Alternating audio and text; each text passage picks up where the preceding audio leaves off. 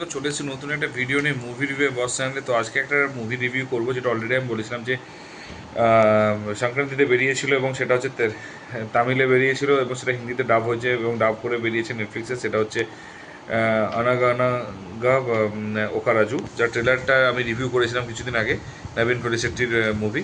এবং এটা অলরেডি হচ্ছে তামিল হচ্ছে ব্লকবাস্টার হিট হয়ে এসেছে, সুপার হিট হয়ে এসেছে এবং এটা হচ্ছে হিন্দিতে রিলিজ করেছে। তো আমি হিন্দিতে রিলিজ করেছি, আমি এটা অ্যাকচুয়ালি বেসিক্যালি দুটো ক্ষেত্রে দেখেছি। তো দুটো ক্ষেত্রে ডিফারেন্সটা বলবো। তামিলে কিন্তু নেগেটিভ দিক খুব কম আছে, ঠিক সমানভাবে কিন্তু হিন্দিতে কিন্তু নেগেটিভ দিক বেশি আছে, ঠিক আছে।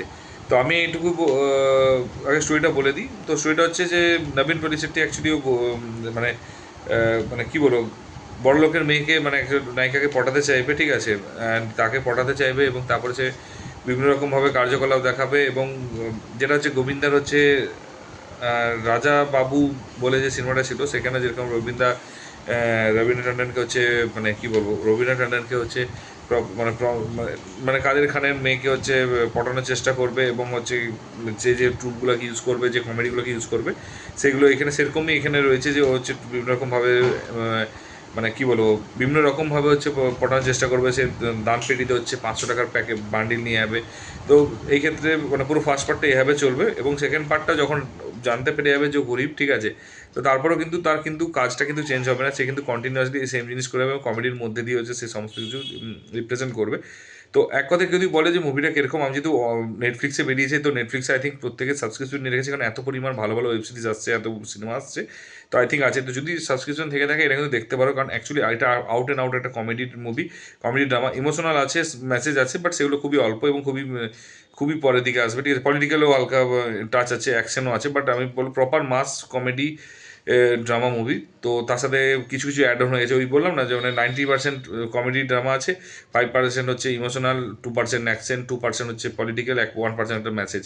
তো সব কিছু মিক্স করে একটা বানিয়েছে। তো আমার খুব মানে আমার খুব ভালো লেগেছে।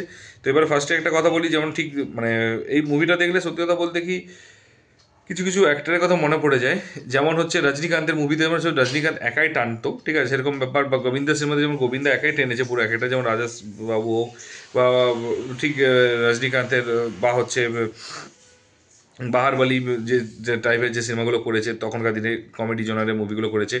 বা রজনীকান্তের যে মুভিগুলো, সেটা হচ্ছে সে কাবালি হোক বা হচ্ছে কাবালি হোক বা মানে কী বলবো, বিভিন্ন রকম যে সিনেমাগুলো প্রত্যেকটাই আছে, ঠিক আছে। রজনীকান্তের যে সিনেমা, যে মানে একদম একাই টেনেছে। সে রজনীকান্ত, সে হচ্ছে শিবাজি দা বস হোক বা সে কাবালি হোক, সে জেলার হোক, জেলারের স্টোরি বেটার আছে ডেফিনেটলি, বাট আমি বলছি কম্পেয়ার করছি, মানে ও একাই যেমন টেনেছে, তো এই ক্ষেত্রে সেম একাই ও টানছে। তো নবীন পলিশেট্টির একার উপর, কাঁধের উপর ভর দিয়ে মুভিটা পুরো টেনেছে এবং পুরোটা এবং ভালো রকম ওয়েল এক্সিকিউটেড হয়েছে, কোনো রকমভাবে কিন্তু এক্সিকিউশন খারাপ হয়নি, অ্যান্ড বেটার এক্সিকিউশন হয়েছে। তো আমার খুব ভালো লেগেছে। তো এবারে আসি স্টোরিটাতে, বললাম মোটামুটি। এবারে হচ্ছে তামিলে হচ্ছে পজিটিভ দিকগুলো হচ্ছে অনেকগুলো আছে, সেগুলো আমি বলছি। তাহলে এটা ফার্স্টে হচ্ছে, এটা অ্যাক্টিংটা নিয়ে খুব সুন্দর করেছে এবং এর প্রোডাকশন ভ্যালু অনেক বেটার। এবং এখানে প্রত্যেকটা যে মানে কালার গ্রেডিং হোক বা ডিজাইন করেছে, সেগুলো কিন্তু খুব সুন্দর ডিজাইন করেছে, খুবই ভালো করেছে। মানে ওয়েল ডিজাইন একটা মানে মুভি রয়েছে, ঠিক আছে। এবং যে একটা সাধারণ বিয়ে বাড়ির সিন হচ্ছে, সেই বিয়ে বাড়িটা এত ডিজাইন করেছে, এত খরচা করেছে, এত সুন্দর সেট, মানে অ্যাকচুয়ালি মানে এর আগে একটা সিনেমা বেরিয়েছিল, এক্স্যাক্টলি আমার মনে পড়ে, পুষ্পার যে ভিলেনটা ছিল, তো সেই পুষ্পার ভিলেনের সাথে একটা গান করেছে এবং সেই গানটাতে হচ্ছে মানে এত খরচা করেছে এবং গানের তামান্না ছিল, তামান্না ভাটিয়া ছিল এবং ও ছিল, ঠিক আছে। তো খুব মানে এত খরচা করা, মানে এই সব সত্যি কথা বলতে কি তামিলেই বা তেলেগু, সাউথ ইন্ডিয়াতেই পারে, কারণ একটা গানের পিছনে এত প্রপারভাবে খরচা করা, এত প্রপারভাবে মানে কী বলবো, কোরিওগ্রাফি করা এবং হচ্ছে ডিজাইন করা, সত্যি এই ক্ষেত্রেও কিন্তু সেম জিনিসটা দেখা গিয়েছে, প্রপারভাবে একদম সব কিছু দেখিয়েছে, দারুণ লেগেছে। তারপর হচ্ছে এর বিজিএমও ভালো লেগেছে। অ্যান্ড মানে অ্যাকচুয়ালি যে মানে কোনো ভালগার কমেডি নেই, ভালগার জোকস নেই, ভুলভাল কিছু নেই। তো সেগুলো খুব ভালো ভালো লেগেছে। আর তো আর হচ্ছে যে বাকি যে সাইড ক্যারেক্টারগুলো রয়েছে, তারাও কিন্তু যথেষ্ট মানে যথেষ্ট ভালো অ্যাক্টিং করেছে। এবং মানে নবীন পলিশেট্টি অ্যাকচুয়ালি আমরা প্রত্যেকেই জানি, একটা বিখ্যাত অফিসের মানে একটা ভিডিও রয়েছে, যেখানে হচ্ছে ও যে এখনও চলে যাচ্ছ, তো তুমি মানে একটা হিন্দিতে আছে যে এখনও তো 6টা বাজেনি, তখন ও বলছে যে আমার কাজ হয়ে গেছে। তো সেখানে যে খিস্তিটা মারবে কন্টিনিউয়াসলি, যে তুমি এতক্ষণ ধরে আছো বসের নিয়ে, যেগুলো বলবে, তো সেইখান দিকে অ্যাকচুয়ালি নবীন পলিশেট্টিকে সবাই চিনেছে এবং সবাই ওই ভিডিওটাই মেন জানে। তো তো প্রথম যে নবীন পরিচয়টির এন্ট্রি, এবং আজকে তুমি ভাবো একটা ইউটিউব থেকে, আমার সত্যি কথা বলতে কি, ও সংক্রান্তিতে হচ্ছে রাজা সাহেবের মতো মুভি, বা রাজা সাহেব প্রভাস হোক, চিরঞ্জীবী হোক, বা ভেঙ্কটেশ হোক, বা হচ্ছে যেহেতু নবীন পরিচয়টির, তারপর হচ্ছে